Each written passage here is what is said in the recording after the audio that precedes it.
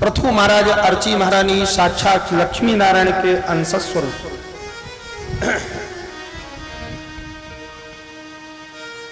महाराज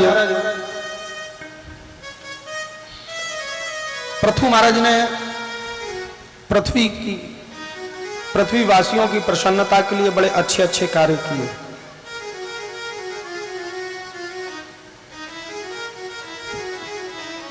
भागवत की या प्रकार की कथाओं में आजकल के लोग बड़ी शंका करें कि किसी व्यक्ति के मृतदेह को, वेन के मृतदेह को मंथन कियो और वह के शरीर में से और 2 पुरुष और 1 स्त्री पैदा हो गए। श्रीमद् भागवत में कैसी कैसी गप्प लिखी हैं। भैया गप्प नहीं लिखी है, ऋषि माने वैज्ञानिक, साइंटिस्ट। और श्रीमद् भागवत में ये कथा जो वर्णन किया है, आजकल विज्ञान में जो क्लोन पद्धति है वह को विकास यहीं से है। मनुष्य के देह में से कुछ अंश निकाल के और वह के द्वारा वह को क्लोन तैयार किया जाए। यही प्रकार की एक खोज, एक रिसर्च जर्मन में चल रही है। स्त्री अथवा पुरुष जीवित अथवा मरे उसके 1 इंची खाल के टुकड़े से, स्किन से और 1000 स्त्री पुरुष पैदा किए जा सकते हैं। जैसी खोज अभी चल रही है, ये ज्ञान विज्ञान ऋषियों के पास प्राचीन काल में हो, जब विज्ञान के द्वारा और पृथु महाराज और अर्ची महारानी को वेन के मृतदेह से प्रकट किया गया। पृथु महाराज ने प्रजा के लिए बड़े सुंदर सुंदर काम किए। पृथु महाराज जब आए, वह समय पूरा भूमंडल उबड़ खाबड़ हो, या तो ऊंचे ऊंचे पहाड़ थे या गहरी गहरी घाटियां थी। जैसे हिमालय में जाओ, 4 धाम बद्रीनाथ केदारनाथ जाओ, चोटियां हैं या घाटियां, मैदान बहुत कम मिलेंगे, है ही नहीं मैदान। पूरी पृथ्वी, पूरा भूमंडल ऐसा हो। पृथु महाराज ने बड़े बड़े पर्वतों को काट काट के, गड्ढों को भर भर के बड़े बड़े मैदान बनाए। भूमंडल को पृथु जी ने समतल किया। पृथु जी के नाम पे भूमंडल को नाम पड़ गया पृथ्वी। भूमंडल को समतलीकरण करने वाले पृथु जी के नाम पे पृथ्वी नाम पड़ गया। प्रजा के सुख की बड़ी बड़ी योजना बनाई, बड़ी बड़ी, जैसे आजकल पंचवर्षीय योजना चलती हैं, ऐसे ही पृथु जी महाराज ने बहुत सी योजना चलाई। प्रजा सुखी रहे, किसानों के लिए योजना, व्यापारियों के लिए योजना, विद्वानों के लिए योजना, निर्धनों के लिए योजना, बच्चों के लिए योजना, बालिकाओं को बड़े बड़े सब व्यवस्था। लेकिन प्रजा बेचारी फिर भी दुखी। भगवान के पास आई, पृथु जी महाराज के पास, पृथु जी से प्रार्थना की कि राजा, हम खेत में खूब हल चला रहे हैं, बढ़िया बढ़िया दाना डाल रहे हैं, लेकिन भूमि में से अनाज पैदा नहीं हो रहा है। महाराज कुआओं में पानी बहुत नीचे चलो गए हैं, गायों की खूब सेवा करते हैं, पर पृथ्वी में ऐसी घास उगी है जिस घास को खाने से गैयाओं को दूध सूख गए। वृक्षों की बड़ी सेवा कर रहे हैं महाराज, वृक्षों में फल नहीं आ रहे हैं, हम तो लोग बड़े दुखी हो गए।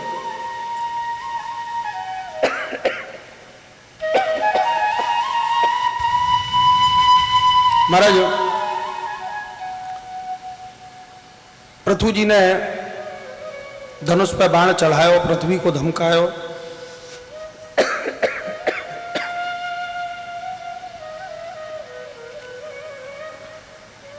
श्री राधे, हरे कृष्ण। जैसे ही धनुष पर बाण चढ़ायो, पृथ्वी प्रकट हो गई।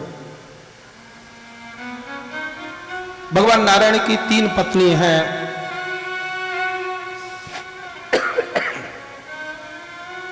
श्रीदेवी, भूदेवी और लीला देवी। श्रीदेवी लक्ष्मी, भूदेवी पृथ्वी और लीला देवी लीला के समय भगवान को। आज भगवान नारायण के अंश पृथु जी महाराज ने, और जैसे ही भूदेवी को डांटा है, धनुष पर बाण चढ़ाया और पृथ्वी प्रकट हो गई। और प्रकट होकर पृथ्वी जैसे ही सामने आई, पृथु जी ने पूछा, क्यों नहीं पृथ्वी, तू हमारी प्रजा को कष्ट क्यों दे रही है? पृथ्वी बोली, महाराज आपकी प्रजा नास्तिक हो गई है, इसने माता पिता की सेवा बंद कर दी, इसने गाय की सेवा बंद कर दी, इसने गुरु संतों की सेवा बंद कर दी।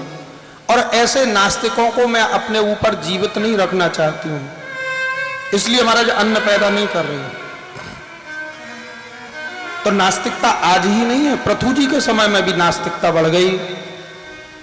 और पृथ्वी ने आकर कह दिया महाराज प्रजा आस्तिक बनेगी, माता पिता की सेवा करेगी, गुरु की सेवा करेगी, गाय संत की सेवा करेगी, तो मैं इनको खूब अन्न देऊंगी, खूब फल देऊंगी, जल भी ऊपर आ जाएगा, जल को स्तर वाटर लेवल भी नीचे नहीं जाएगा। और प्रजा नास्तिक बनेगी, इतने नीचे भूमि में जल ले जाऊंगी, पृथ्वी में जल ही नहीं दिखेगा, अन्न फल सब प्रकट होने बंद हो जाएंगे। तो ये कथा केवल पृथु जी के समय के लिए नहीं, वर्तमान समय के लिए भी सार्थक है कि आस्तिक बनोगे, अपने विचार अच्छे रखोगे,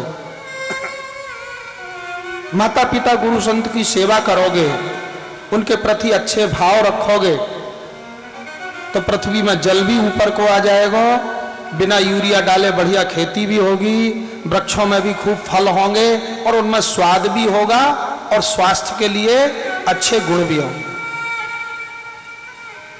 पृथु जी की बात मानकर सब प्रजा आस्तिक बनी, सब आस्तिक हो गए। तो नास्तिक को आस्तिक बनने में थोड़ी देर नहीं लगती है, जरा कष्ट पड़ा और जीव आस्तिक बन जाता है। पृथुजन प्रजा की प्रसन्नता के लिए 100 यज्ञ को संकल्प कर लियो, और 100 यज्ञ करने वाला महाराज इंद्र बन जाए। इंद्र को डर लग गया, पृथु जी 100 यज्ञ पूर्ण करके और कहीं हमारे इंद्रासन पे कब्जा कर लियो तो।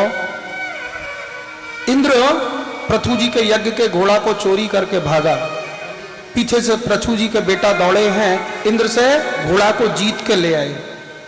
इनको नाम विजितासु पड़ो है, अश्व को जीत के लाने वाले पृथु जी के बेटा विजितासु। बार बार इंद्र आता, बार बार ले जाता घोड़ा, बार बार जाते।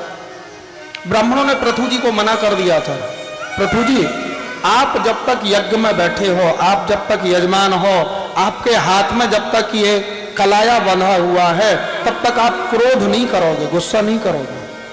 कोई भी अनुष्ठान के आयोजन में जब यजमान और विद्वान दोनों बंध जाएं, तो दोनों को ही काम क्रोध लोभ मोह सब छोड़ के तब अनुष्ठान में बैठना चाहिए, विद्वान को भी यजमान को। विद्वानों ने कह दिया पृथु जी से महाराज आप क्रोध नहीं करना, इंद्र घोड़ा ले जाए तो आपके बेटा जीत लाएंगे, आप क्रोध मत करो, धनुष बाण मत उठाओ। ब्राह्मणों ने मना कर दिया था, लेकिन एक बार पृथु जी नहीं माने, ये इंद्र बार बार आ रहे हैं, आज इंद्र की राज रहते। उठायो धनुष पे बाण चढ़ायो, भगवान नारायण के अंश थे, धोखे से भी बाण छोड़ देते तो भगवान को तो दूसरा इंद्र बनाना पड़ता। भगवान नारायण इंद्र को कान पकड़ के लेके आ गए। पृथु जी से बोले पृथु जी आप अपना क्रोध बंद करो, ये इंद्र को भय है कि कहीं आप यज्ञ पूर्ण करके बेचारे को सिंहासन न ले लो, आपको जो मांगना है सो वैसे ही मांग लो, ये 100 यज्ञ का चक्कर छोड़ो। भगवान की बात मान के पृथु जी ने यज्ञ को वहीं विश्राम दियो और बोले ठीक है प्रभु आप हमें वरदान देना चाहते हो तो ये वरदान दो कि मेरे 10,000 कान हो जाएं, विदित कर्णायुत में समेवर, मेरे 10,000 कान हो जाए। भगवान बोले तथास्तु, जाओ तुम्हारे 10,000 कान। अब बताओ 10,000 कान, कान के ऊपर कान? बोले नहीं भैया, एक एक कान के अंदर 5-5 हजार कानों के बराबर सुनने की क्षमता। अपने गांव में बैठे हैं राजापुर में और वृंदावन में, काशी में कहीं कथा हो रही है, यहीं बैठे बैठे सुनाई पड़ती रहे, कानों के अंदर श्रवण शक्ति बढ़ा।